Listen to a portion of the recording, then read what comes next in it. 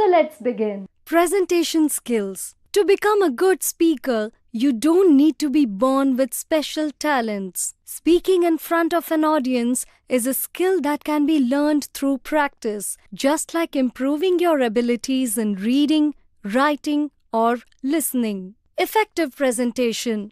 When you have to speak in front of a group, you want to do your best. This can happen in various situations like job interviews, group discussions, seminars, or giving a lecture. It's normal to feel a bit nervous before such presentations, but you don't need to be anxious. With some caution, you can overcome your worries. Here's what you should do. Plan and organize your presentation. Analyze the information you have. Prepare thoroughly for your presentation. Gather evidence to support your points. Develop your ideas and create visual aids if needed. Finally, give your presentation. Oral presentation. Good afternoon to all of you.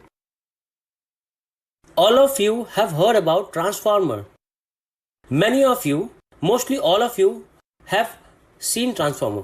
Some Transformers are set up outdoors and some are outside the house. Small transformers are set up indoors and you must have seen them.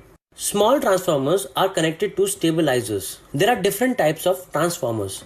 Our today's topic is transformer. We will teach you the different parts of transformers. We will explain the different parts of a transformer. We will explain the function of each and every part. We will teach you their uses. Got it? So our today's topic is transformer. Voice modulation is important but often overlooked. Adjust your voice so everyone in the audience can understand you. Be aware of common voice issues. Avoid speaking in a monotonous tone. It can bore listeners. Keep your voice at the right volume. Not too soft, not too loud. Speak at the right pace, not too fast or too slow. After a formal presentation, speakers typically have 10 to 15 minutes for questions and answers. During your presentation, the audience might have questions or need more information. It's a good idea to invite them to ask questions, raise your hand, and give them time to think and ask. Ensure everyone can hear the question. If you believe it's not clear to the audience, repeat or explain it in a way that everyone can understand. This may encourage more questions from the audience. When someone asks a question, let them finish before responding. Do not interrupt. Pay close attention to the questioner and show enthusiasm while listening. Now, address every part of the question. Answer with enthusiasm. Be well prepared and answering should be easy for you. Here are the teaching practice skills related to presentations. 1. Lack of continuity. Gaps in the flow of ideas or information. Statements that don't logically connect to the previous ones. No clear order in terms of place and time. Irrelevant statements. Here are issues related to fluency in teaching. 1. Lack of clear speech. 2.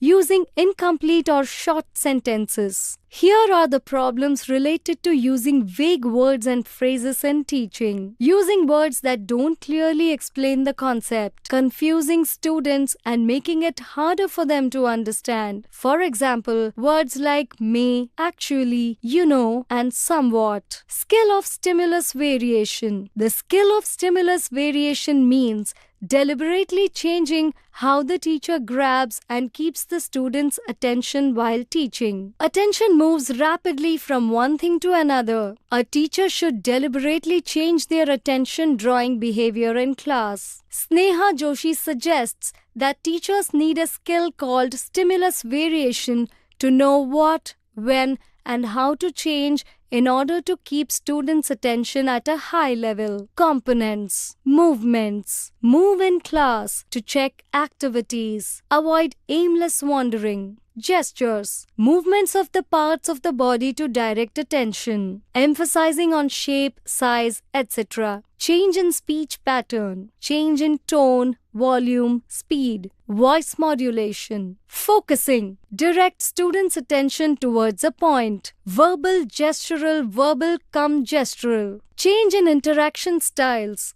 A. When two or more people communicate with each other. Teacher to teacher, teacher to pupil, pupil to pupil. Pausing. A. Deliberate silence during talk. B. Neither too short nor too long. C. Give time for answer. Change in sensory focus. A.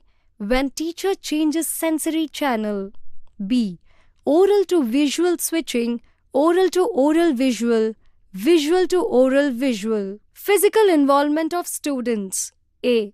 In experiments, dramatization, skill of illustrating with examples. It means explaining an idea, concept, principle, or generalization using different kinds of examples. The skill is defined as physical or practical performance and proper presentation of the suitable examples in order to generalize a concept, idea, or principle with a view of its understanding and proper application.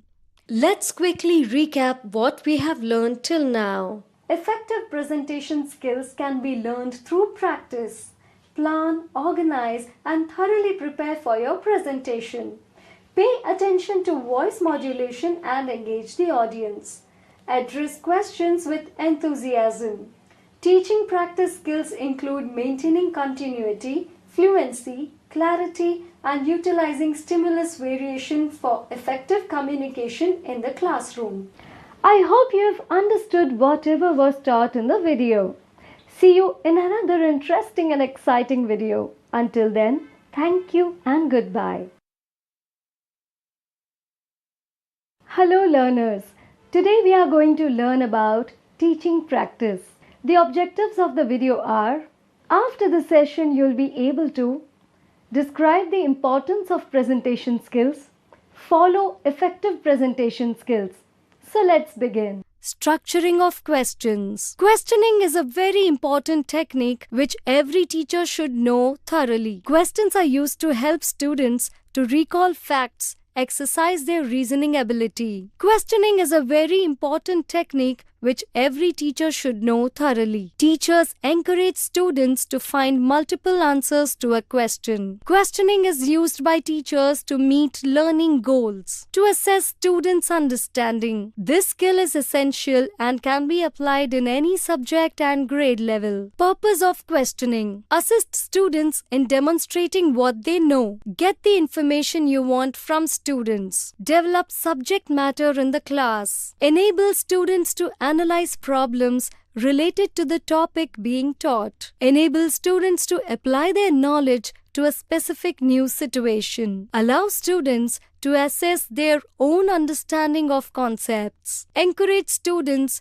to get involved in the learning process. Order of questioning. There are 3 types of questions. 1. Simple questions, focused on remembering facts and expressing them. 2. Intermediate questions, involve understanding concepts through comparison, explanation, and application. 3. Higher order questions, encourages children to think, to reason, to analyze, produce new ideas, analysis, synthesis, and evaluation. Skill of fluency in questioning. Rate of meaningful questions put per unit time by the teacher is called fluency of questioning. Meaningful questions are those which are relevant to the concept being taught. Structural questions. Structural questions involve creating questions that consider both the subject matter and the language used. The language aspect includes 5 elements. They are grammatical correctness, use grammar correct, unambiguous,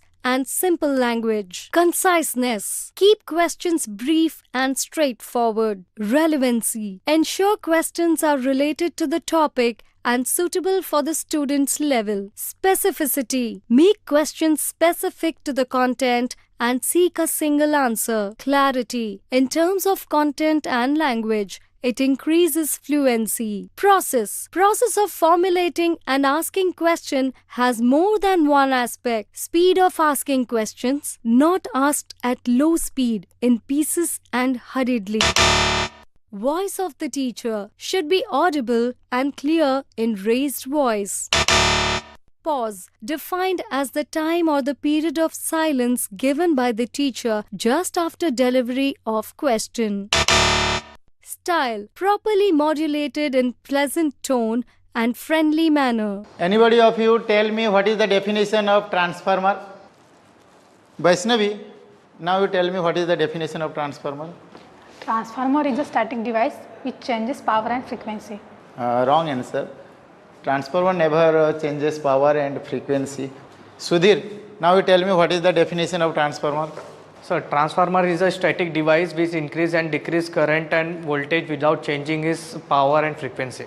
Okay, very good. This is the correct answer. Transformer never changes its frequency and power. It only changes voltage and current. Product. Students' answer depends on various factors. A. Not intelligent to understand the question. B. Language may be difficult. C. Not taking interest. D. Inattentive in class. E. Lack of rapport. F. Lack of previous knowledge. Questioning that should be avoided. Yes or no type questions. They encourage guesswork. Elliptical questions are those which require completion to get answer. Echo or suggestive questions are based on concepts or facts just taught. Do not have useful purpose to encourage thinking. Leading questions supplies own answer. Rhetorical questions which emphasize over a particular point. Skill of probing questions or response management. Probing refers to going deep in the matter in hand. When a teacher asks a question, there can be 5 types of responses. Anybody of you tell me what is the definition of transformer?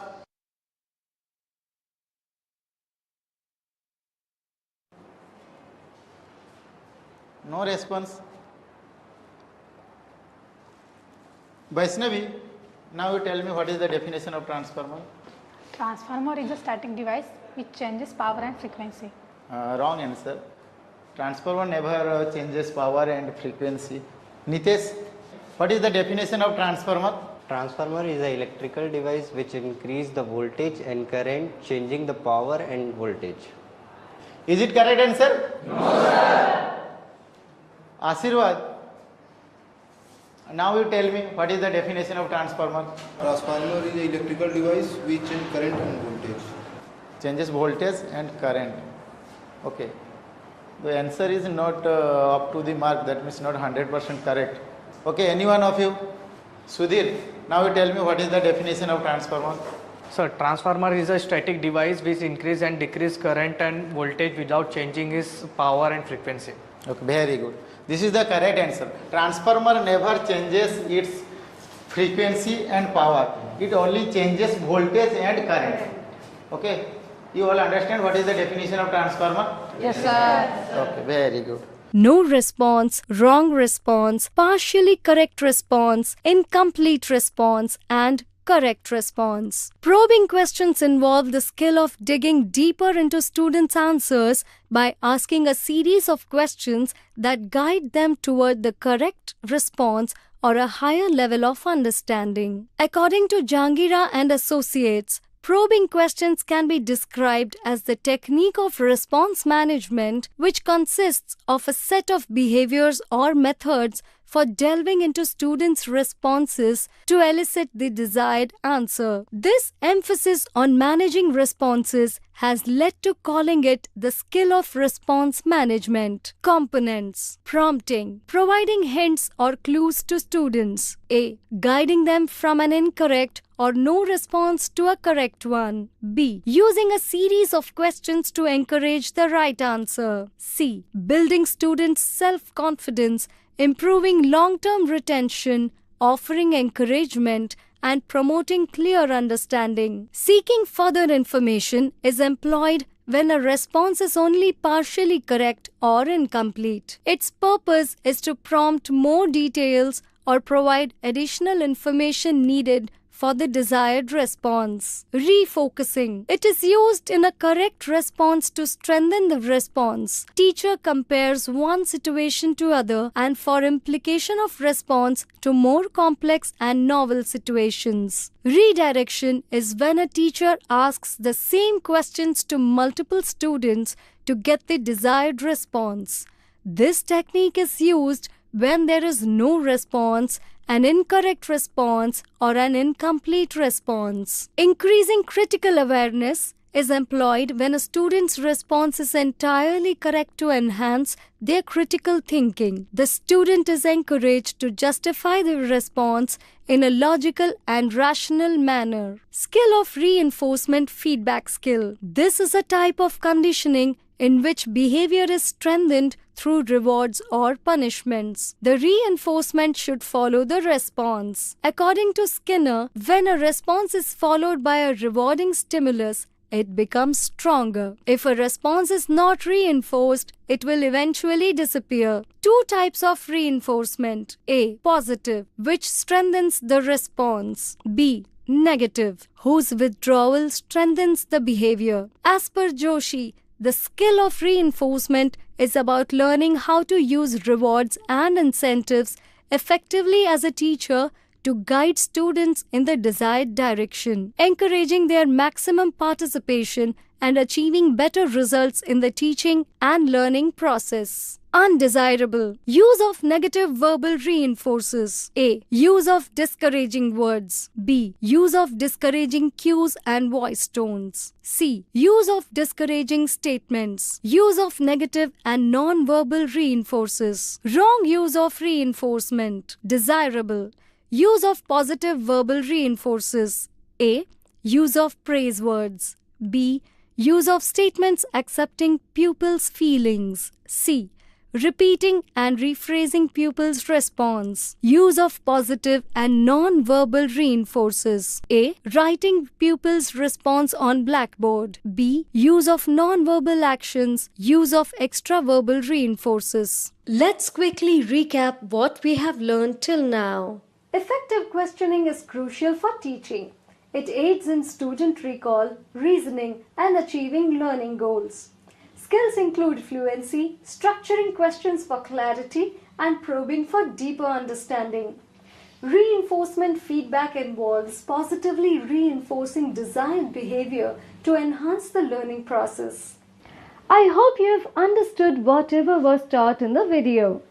See you in another interesting and exciting video. Until then, thank you and goodbye. Hello learners. Today we are going to learn about teaching practice. The objectives of the video are: after the session you'll be able to describe the importance of presentation skills, follow effective presentation skills.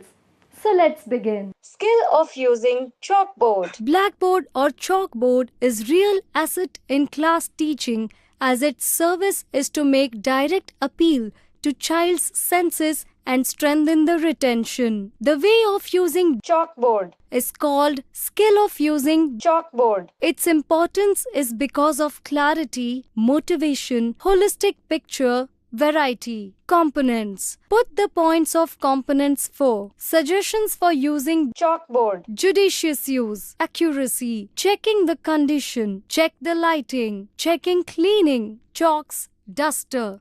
Use of pointer. Pressing the chalk. To speak while writing. Not to cover. Erasing. Skill of closure. The skill is complementary to set induction. It is achieved when the main goals, principles, and key concepts of a lesson or part of a lesson are deemed to have been understood by the students, and they can connect this new knowledge with what they already know. It goes beyond simply summarizing what has been taught and can be achieved by highlighting the significant points covered up to that point. Components of teaching skills. Teaching skill comprises of observable and measurable behaviors of the teacher, both verbal and non-verbal. It consists of three components. Perception. Teachers use perception to observe and receive feedback. Cognition. This involves thinking and problem solving, where teachers are aware of their knowledge. Action. Teaching skills require teachers to put their knowledge into practice effectively in the classroom. Skill of introducing a lesson or set. Induction. The skill of introducing a lesson includes building a connection with the students, capturing their attention, and presenting important content. The way a lesson is introduced significantly impacts how students learn the new material. Components. A. Maximum utilization of previous knowledge of pupils of the subject. In the last class, we have learned about planning a lesson. That means that was lesson plan. Now, today's topic is planning a demonstration. B. General awareness. C. Devices and techniques of exploring. D. Link between previous and new knowledge. E. Creating situations. Using appropriate devices. Examples: questioning, lecturing, audio-visual aids. Demonstration, role-playing. According to maturity level. Maintenance of continuity. Sequence of ideals. Logical.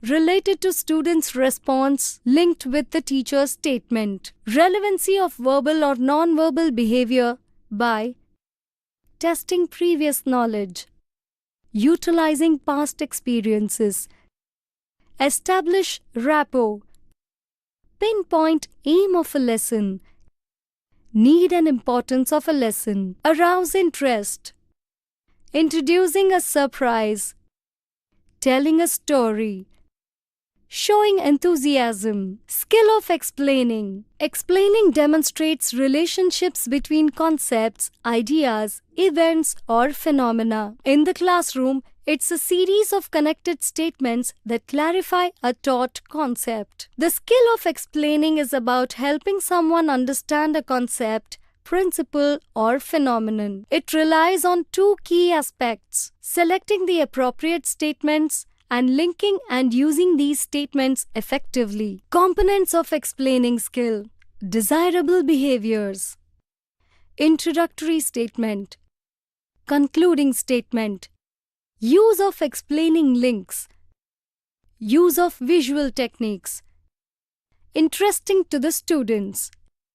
Defining technical words. Testing students' understanding. Undesirable behaviors. Irrelevant statement. Lack of continuity. Lack of fluency. Vague words and phrases. Desirable behavior. Introductory statement. To draw and maintain students' attention. Give clue for the explanation. Gives overall picture of explanation. Concluding statement. Towards the end to summarize. Present consolidate picture. To draw logical inference. Use of explaining links. Certain linking words and phrases. Bringing continuity in statements. Generally conjunctions or prepositions, etc. as a result of because, hence, therefore, etc. Use of visual techniques. One picture is worth 10,000 words. Chalkboard. Charts, model, pictures, etc. Technical words defined. Properly defined. If not, explanation becomes difficult. Interesting to students. By giving examples from daily life.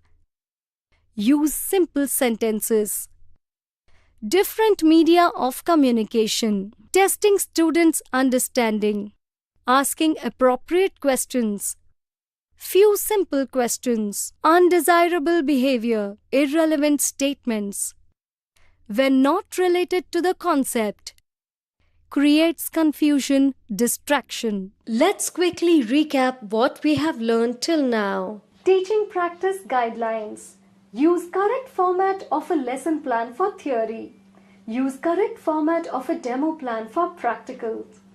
Begin with good rapport. Check the seating arrangement. Check the tools and teaching aids. Write the title of the lesson neatly on the board. State the objectives of the lesson clearly. Review or link previous knowledge to the present topic. Motivate the trainees by telling the purpose of learning with an example. Present the information in sequence. Audibility of voice. Teach the class. Have proper eye contact with the learner. Write neatly on the board. Avoid spelling and procedural mistakes. Use color chalks or pens appropriately. Use duster to clean the board. Use a pointer whenever necessary. Do not shake the pointer. Use visual aids at right time and explain. Stress the important points. Repeat the operation and insist on safety during demonstration. Use proper type of questions in all the stages. Receive, reward and repeat the answer. Summarize the lesson with reference to the objectives. Finish the lesson on time. Extend the teaching process. Tell what will be the next lesson. I hope you have understood whatever was taught in the video. See you in another interesting and exciting video. Until then, thank you and goodbye. Hello trainees. Today we are going to learn about communication. The objectives of the video are: after the session you will be able to define communication, state the types of communication, explain the 7 C's of communication. Let's start. Classroom communication.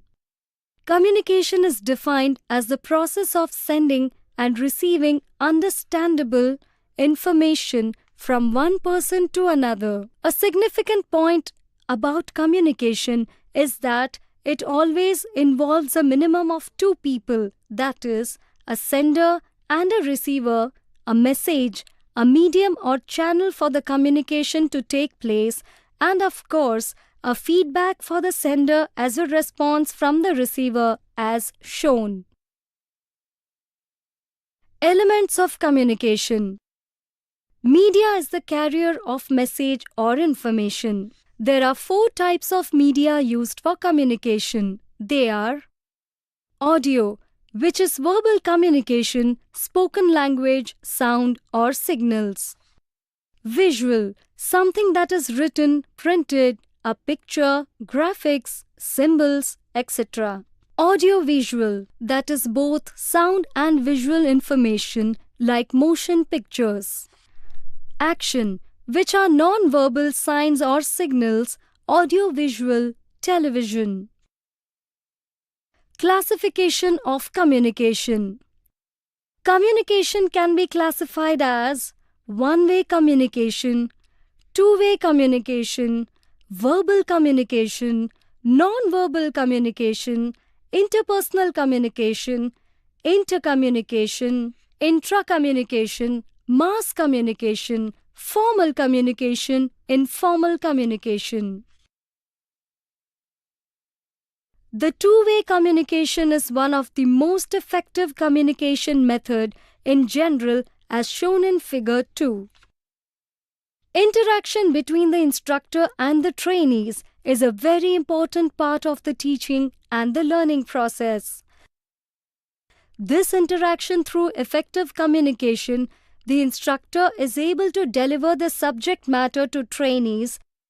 By processing the received information, the trainee gives the feedback through verbal and performance testing.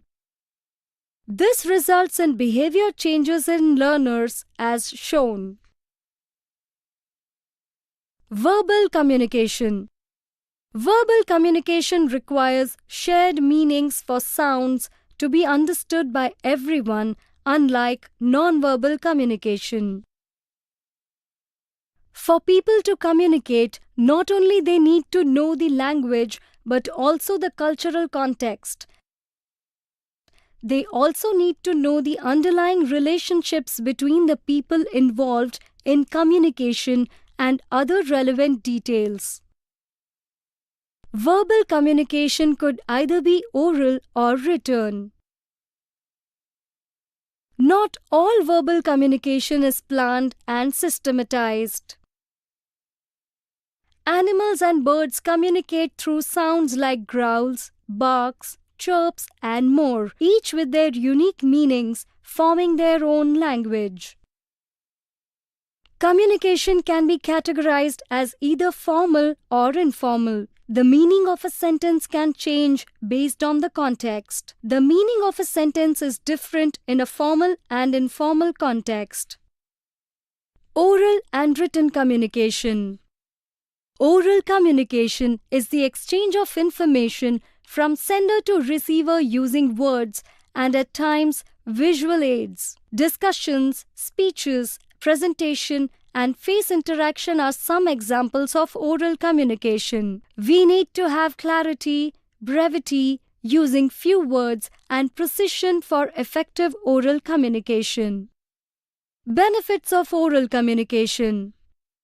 It is a quick and direct method. Feedback is immediate, be it praise or criticism. A problem with this communication is that it cannot be used for documentary evidence. Written communication.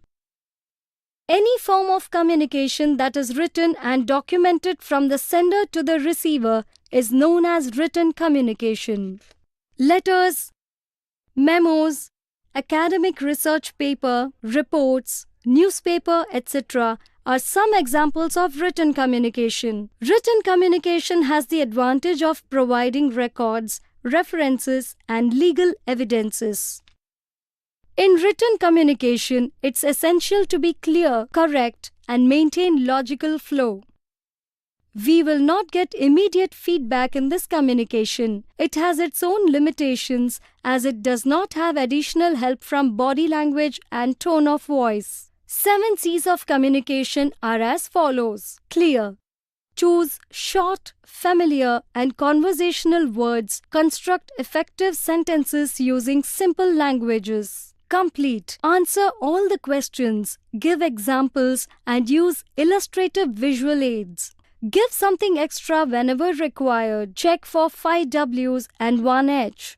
What, why, when, which, who, and how. Correct. Use correct level of language, relevant figures. Use and show non-communal, religious, regional matters. Concise, brief. Omit confusing message.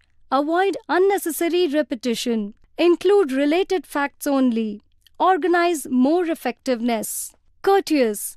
Be sincere, appreciate, tactful, and thankful.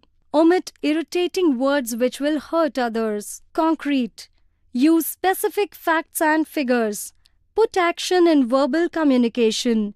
Choose image-building words. Grant and apologize whenever necessary. Candid. Feel to speak freely and frankly to accept the trainee's viewpoint. Let's quickly recap what we have learned till now. Communication involves sending and receiving information between a sender and receiver through various media. Types include one-way, two-way, verbal, non-verbal, and more. Verbal communication, whether oral or written, requires shared meanings. Oral communication is quick and direct, while written provides records and references.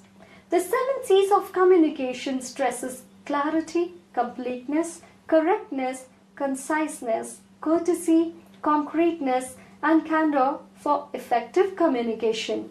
I hope you have understood whatever was taught in the video. See you in another interesting and exciting video. Until then, thank you and goodbye. Hello trainees.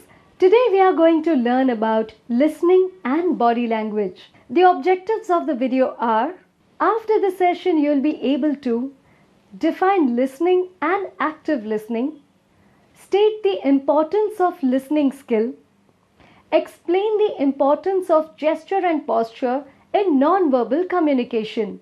Let's begin. Listening. Listening is when trainees actively engage in receiving, making sense of, and responding to spoken or non-verbal messages. According to Emmert, 1994, listening also has the effect of making the other person feel valued, appreciated, interested, and respected. Everyday conversations become more significant and our relationships benefit when we listen attentively.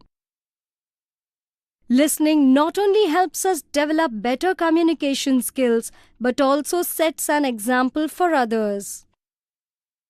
Learning from what we hear is more effective than talking, and improving our listening skills can enhance our social, emotional, and professional success. Research shows that listening is indeed a skill that can be developed. Active listening. Active listening goes beyond merely understanding words. It involves considering various factors when interpreting a message.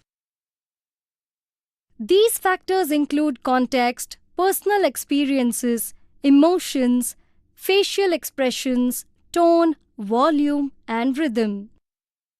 A simple spoken message may not convey the complete meaning. To truly understand, you need to take into account the broader context, your relationship with the speaker, their facial expressions, and how the message is delivered, and these factors add depth and nuance to the verbal message. AAA listening. Good listening is built on 3 basic skills: attitude, attention, and adjustment. These skills are known collectively as AAA listening. Attitude. Maintaining a positive attitude is crucial for effective listening. This attitude fosters an open mind and prepares the listener to mentally receive and absorb the information presented orally. Attention. Attention is essential to motivate individuals to concentrate actively. When you listen attentively, words enter your memory and are transformed into ideas as they are processed. Adjustment. Adapting your listening approach is valuable in extracting the information you want, regardless of the presentation style or potential distractions. This adaptability also encourages trainees to seek clarification by asking questions whether they find something unclear. Tips for active listening. To actively listen, position yourself to face the speaker. Your body language should convey your interest in their message. Sit upright or lean slightly forward to show that you're engaged through your posture. Maintain eye contact, but be mindful of the comfort level of you and the speaker. If you don't make any eye contact, it shows your disinterest in talk or conversation. Reduce external distractions by turning off the TV and mobile phones. Also, set aside any magazines or books you might be reading.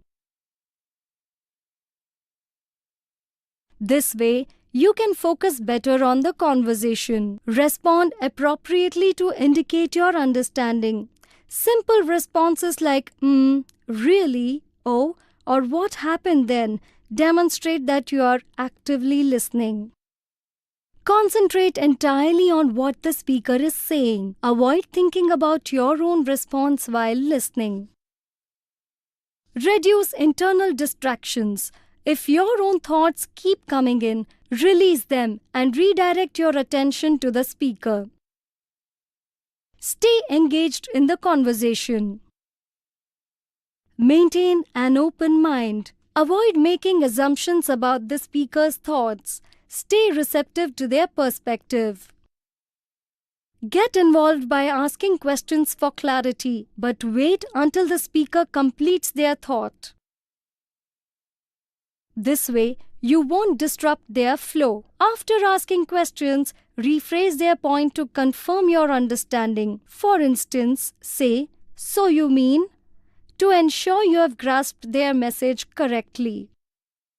Allow the speaker to finish what they want to say, even if it's a complaint or criticism directed at you. Wait until they have expressed their thoughts and then respond or defend yourself if needed. Patience is key. Refrain from offering advice unless the speaker requests it. Respect their need for guidance and wait for them to seek your input. Gesture. Purposeful body movement complements verbal communication by conveying an idea. This can involve movements like eye contact, head nods, hand gestures, or facial expressions intended to convey or emphasize the message. However, excessive or repetitive movements can become mannerisms, so it's important to use them in moderation. Posture. Always stand in front of the class while teaching. Supervise the learning activity. Never stand showing your back to the class. Break repetitiveness and make use of humor. Always make the trainees laugh with proper learning. Let's quickly recap what we have learned till now. Listening involves actively receiving, understanding, and responding to spoken or non-verbal messages, enhancing communication skills. Active listening comprises attitude, attention, and adjustment. I hope you have understood whatever was taught in the video. See you in another interesting and exciting video. Until then, thank you and goodbye. Hello trainees. Today we are going to learn about course construction. The objectives of the video are: after the session you will be able to define the relation between curriculum, syllabus, lesson, define course construction, deciding objectives for a specific course. So let's begin. Curriculum. Courses of study offered by an institution. Syllabus. Outline and timeline of a subject. Module. Group of similar topics or lessons of a syllabus. Unit. Particular division of a module allotted to complete within a specific duration of time. Lesson. Smallest part of a unit of instruction prepared after analyzing the syllabus. Lesson plan is a teacher's detailed description of the course of instruction for an individual lesson. Curriculum covers all the activities and arrangements made by the institution. It systematically describes the goals planned, objectives and content, learning activities for a specific time frame, place, tools and evaluation procedures. Whereas syllabus is an outline and summary of topics to be covered in an education or training course with a schedule of time. It is limited to a particular subject of a particular course. Formation of syllabus. Before forming a syllabus, first objectives must be decided. The must-know knowledge of the subject matter must be included in the syllabus. A syllabus is a list of topics which has to be completed within a specified duration of time. Before actually starting a course or a topic, the planners have to decide on the objectives. Objectives are the intended outcome for which the course is to be started and what they expect the students to become fulfilled immediately on completion of the course. Deciding objectives for a specific course. The objectives of a specific course will be decided based on the content and need assessment. Before starting a course, the planners will make a survey of all kinds of skills needed by developed and developing industries. This survey will enable them to know the skills required for industries. Based on this, they will determine the objectives of the course and develop the content. Let's quickly recap what we have learned till now. Course construction involves defining the relation between curriculum, syllabus, and lessons. Curriculum encompasses institutional study offerings while the syllabus outlines subjects with a timeline. Objectives are crucial, shaped by industry needs for specific courses. I hope you have understood whatever was taught in the video. See you in another interesting and exciting video. Until then, Thank you and goodbye.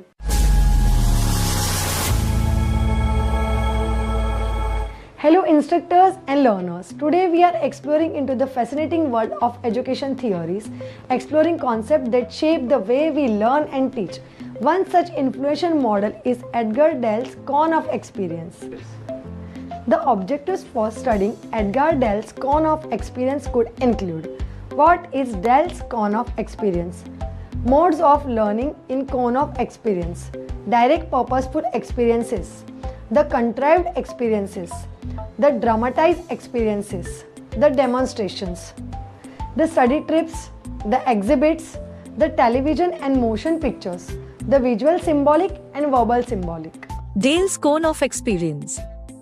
Dell's cone of experience is a model that incorporates several theories related to instruction design and learning process. During the 1960s, Edgar Dell theorized that learners retain more information by what they do as opposed to what is heard, read, or observed. His research led to the development of the cone of experience. Today, this learning by doing has become known as experiential learning or action learning.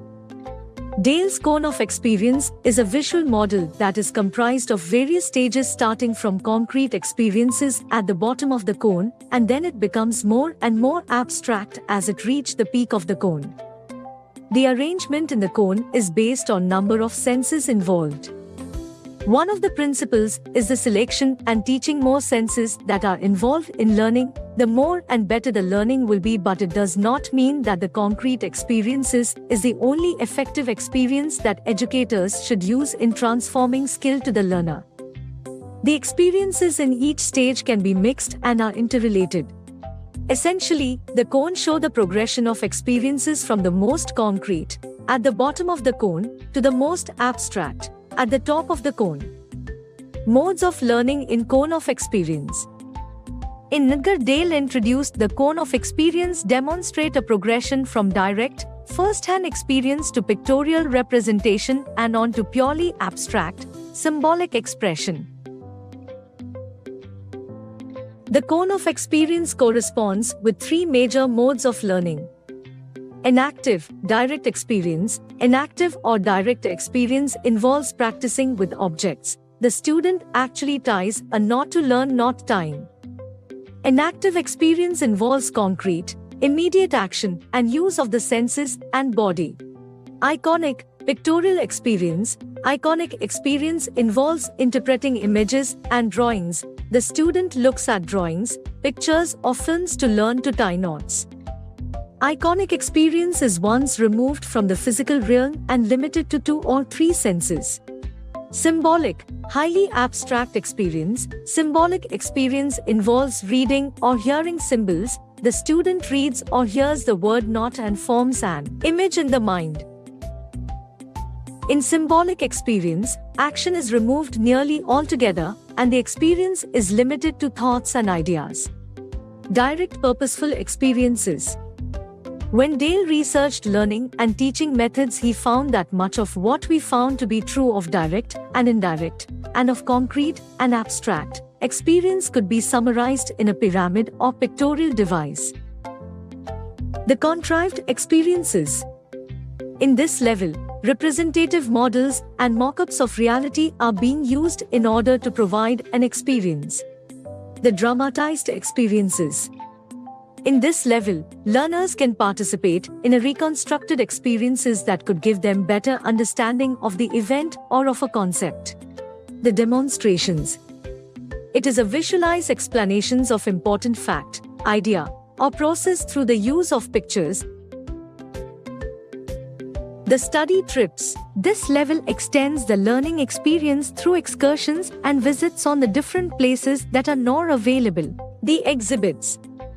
This level of study trips is followed by exhibits. Actually, exhibits are a combination of several mock-ups and models. The television and motion pictures, etc. The next levels would be the level of television and motion pictures, still pictures, recordings, and radio. Television and motion pictures, it implies values and messages through television and films. the visual symbolic and verbal symbolic. The last two levels would be the visual symbolic and verbal symbolic. These two levels are the most complex. After going through the different components of the cone of experience, it could be said that in facilitating learning, we can use variety of materials and medium in order to maximize the learning experience. One medium is not enough, so there's nothing wrong with trying to combine several medium for as long as it could benefit the learners. Through understanding each component of the cone of experience, it could be said that educational technology is not limited to the modern gadgets that we have right now, but rather it is a broad concept that includes all the media that we can use to attain balance as we facilitate effective and meaningful learning.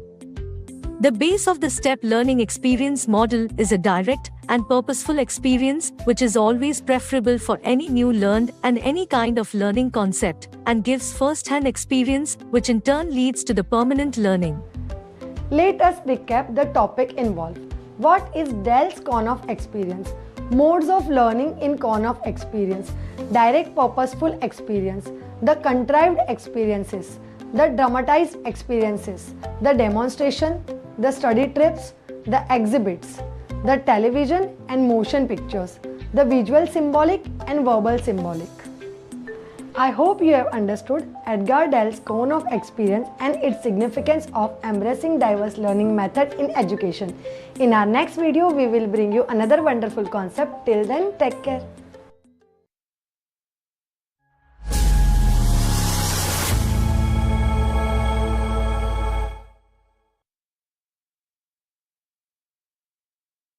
Welcome to the world of instructional technology and the utilization of audiovisual aids where learning extends beyond textbooks and classrooms. The objectives of instructional technology and audiovisual aids in facilitating learning includes introduction of instructional media, classification of various aids, selection and utilization of aids, needs and importance, flashcards, flip charts, funnel board, model, classification, graph and cartoons. Introduction. Instructional media is an instructional input in the teaching, learning sequence. The instructional technology approach gives more prominence to media and learning experiences of many kinds that are employed in various methods for different purpose of teaching and learning. The different purposes are as follows. Introduction, development, organization, summary, evaluation. The general concept that applies to use of media in each of the steps shown above are: no media is best for all purposes. Use of media should be consistent with objectives. Trainees' user must be formulation with the content of media selected. Media must be appropriate for the mode of instructions. Media must fit trainee learning styles and his capabilities. Media are neither good nor bad simply because they are concrete or abstract in nature. Media should be chosen objectively rather than on the basis of personal preference or basis. Physical conditions, surroundings, uses of media may affect significantly the results obtained. An instructor conventionally teaches through a lecture or demonstration and dictates notes. He may also use a chalkboard and sometimes refer books. As this allows learning to take place, there are other methods to improve learning. That is, instructor can use aids during instruction to transmit skill to learners, attitude, knowledge, facts, understanding and application. The training aids are classified as per their applications. Classification of various aids are as follows. 1. Visual projected aid. A. Film strip projector. B. Overhead projector. C. Opaque projector. D. Multimedia projector. E. Interactive smart board. 2. Visual non-projected aids. A. Models. B. Mock-up. C. Graphic aids. D. Field trips. E. Industrial visits. 3. Audio aids. A. Radio. B. Tape recorder. C. CD DVD players. 4. Audio-visual aids. A. Sound films. B. Television. Selection and utilization of aids. We remember 20% of what we hear. We remember 30% of what we see. We remember 50% of what we see and hear. We remember 90% of what we see and do. Need and importance. Use of audio-visual aids is very valuable in developing good educational techniques. 1. Wavy aids enliven and increase interest, understanding and retention. 2. They provide the learner with first-hand information and provide actual experience, even in case of abstract idea. 3. They save the learners as well as the teacher's time since learning speed is increased. 4. The teaching process is simplified. 5. They are to overcome the teacher-trainee communication barriers of verbalism, physical discomfort, and out-of-class interference. Smart board. A smart board is an interactive whiteboard that combines the functionalities of a traditional whiteboard with modern technological capabilities. It's typically a large interactive display connected to a computer, allowing users to interact with the content displayed using touch or a special pen. Smart boards can recognize touch gestures, allowing users to write, draw, and manipulate content directly on the board. They're commonly used in educational settings for interactive lessons, presentations, and collaborative work. These boards often come with specialized software that enables users to save and share the content created during a session, making it easy to distribute information or collaborate remotely. Flip charts. Flip charts are useful in teaching situations where you need to teach a number of people at a time. They are used when books are unavailable, scarce, or too expensive for individuals to have their own copy, when other media such as overheads and slides are not available, and where group learning is most culturally appropriate. A flip chart is a collection of large pages which are bound together at the top. The pages are flipped or brought up and to the back as they are used. The pages can be easily turned and lie flat. Flannel board. It consists of a piece of flannel or felt made from wool, stretched tightly over a strong backing of plywood. Pictures, cards and similar material can be made stick on it. Model.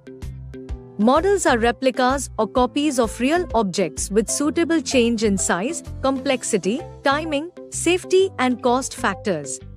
Classification. Simplified. Scale. Working. Cross-sectional. Mock-ups. Graphs. Flat pictures which employ dots, lines or pictures to visualize numerical and statistical data to show statistics or relationships. Graphs are by nature a summarizing device. Effective tools for comparisons and contrast. Cartoons.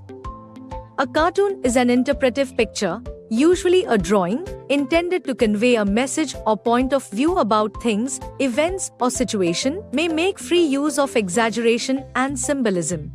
Graphs. Cartoons. Projected aids. The topic revolves around instructional technology and audiovisual aids in facilitating learning with introduction of instructional media, classification of various aids, selection and utilization of aids, needs and importance, flashcard, flip charts, panel board, model, classification, graphs and cartoons. I hope you have understood how we use technology to facilitate learning and ignite the curiosity of the learners. In our next video, we will learn more about audiovisual aids. Till then, take care.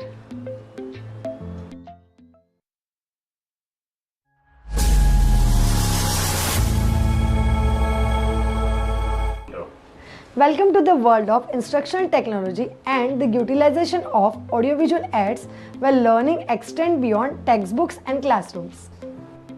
In this topic, our objectives of instructional technology and audiovisual aids in facilitating learning includes projected aids, audio aids like radio, educational recording, tape recording, the sound film, Projected aids. One film strip projector. The projector is light, portable, simple to use and easy to repair. It can be set up in a short time. The film strip frame can be stopped at any point for discussion. As they are manually operated, it can be moved forward or backward. Learners can be trained to operate it as instructor is conducting the class. 2. Overhead projector. It is a method of projection for projecting transparencies. Overhead projectors are the very forefront of the visual aid in classroom teaching. The product is very simple in design and easy to operate. The very important aspect of the overhead projector is large, bright, illuminated picture image. It provides a focal point for concentration, compelling attention of learners. Opaque projector. Opaque projector is valuable because of its abundance of material available. Magazine or book illustrations, snapshots, or newspapers clipping may shown by opaque projector. It requires a completely darkened room for its efficient operation. LCD projector is a type of video projector that uses liquid crystal panels to project images onto a screen or other flat surface. The projector has a light source, typically a high-intensity lamp that emits light. The light passes through 3 separate LCD panels, each representing one primary color: red, green and blue. These panels contain thousands or even millions of liquid crystal pixels. Multimedia projector, LCD projector. A multimedia projector is also called as video projector. It is a full projector with high resolution, capable of projecting text, images, video, audio contents. The projector has input provision to accept signals from CD, DVD player, VCR, digital camera and also from flash memory storage devices. Multimedia projectors are best suitable for classroom teaching and training purpose. This is portable, can be operated on tabletop or as a ceiling-mounted arrangement for projection. This is operated using a remote control. Audio aids. CD, DVD, USB player. These are the state-of-the-art technology devices used for playing audio information as well as video contents used as teaching aid. Radio. Radio and recording enabled to bring full range of sound in all its variations. With its proper utilization with media could be impressive and realistic.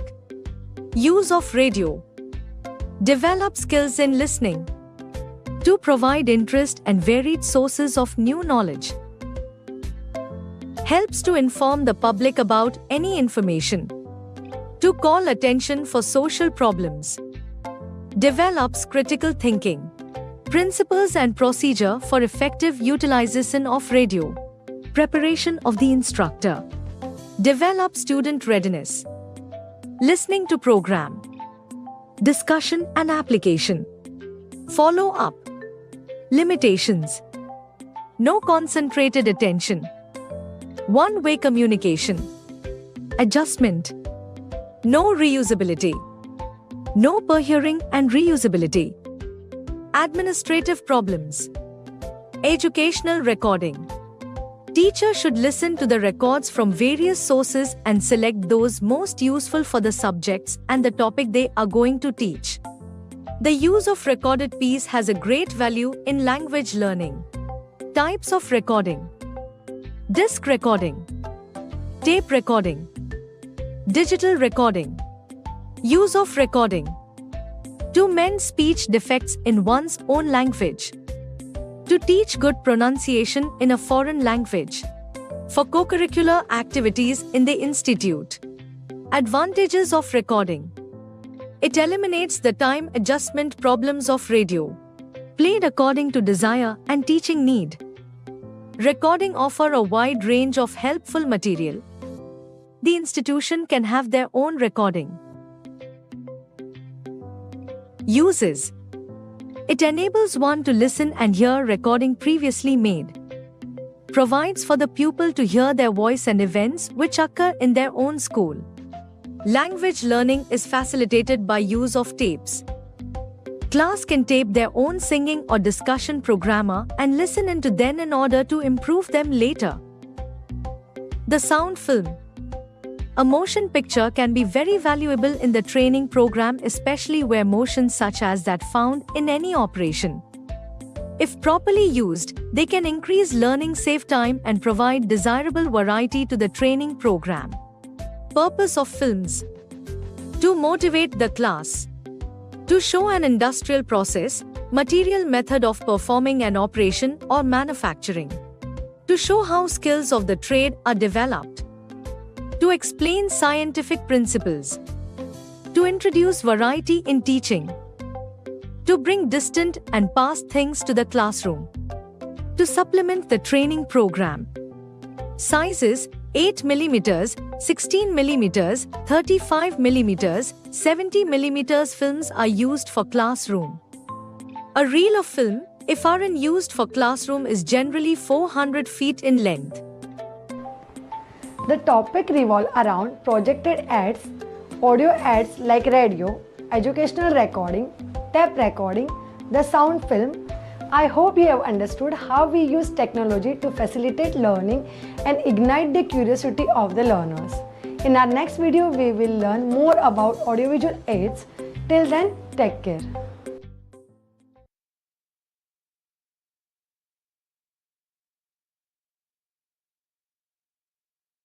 I will be speaking on functioning of MBBR technology sewage treatment plant. Here is a 3D model which I want to show you. The STP comprises of multiple chambers which covers the collection of sewage in receiving chamber. Then sewage goes to